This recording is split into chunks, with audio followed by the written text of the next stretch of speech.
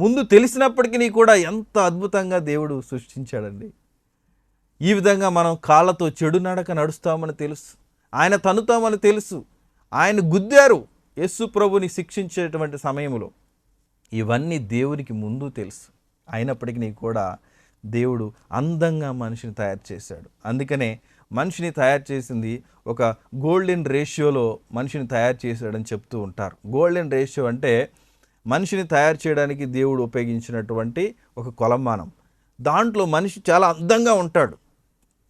వేరే జంతువులు కానీ, వేరే పక్షులు కానీ, పశువులు కానీ ఇంత అందంగా ఉండవు. కానీ మనిషిని గోల్డెన్ రేషియోలో తయారు చేశాడు. చాలా అద్భుతంగా తాను నల్లగా ఉన్నా, తెల్లగా ఉన్నా, పొడవుగా ఉన్నా, పొట్టిగా ఉన్నా మనిషి అందంగా ఉంటాడు. సో కాబట్టి దేవుడు అంత అద్భుతంగా అన్నీ తెలిసే మనల్ని మంచిగానే తయారు చేశాడు. అది నిజమైనటువంటి ప్రేమ. అందుకనే ఎప్పుడు కూడా నేను ప్రశ్నిస్తూ ఉంటాను, నీ నిజమైన దేవుడు ఎవరు అంటే నిన్ను ప్రేమించేవాడే, లేకపోతే నిన్ను సృష్టించి నిన్ను ప్రేమిస్తున్నటువంటి వాడే నీ యొక్క నిజమైనటువంటి దేవుడు. ఆ ప్రేమను నువ్వు కలిగి ఉంటున్నావా? ఎవరి ద్వారా నువ్వు పొందుకుంటున్నావు? నిన్ను హృదయపూర్వకంగా ప్రేమించేవాడే నీ యొక్క సృష్టికర్త. ఆయనే నీ దేవుడు. మిత్రమా, నువ్వు తప్పుడు మార్గంలో వెళ్ళొద్దు. ఆయన ఎంతగానో నిన్ను ప్రేమిస్తూ ఉన్నాడు.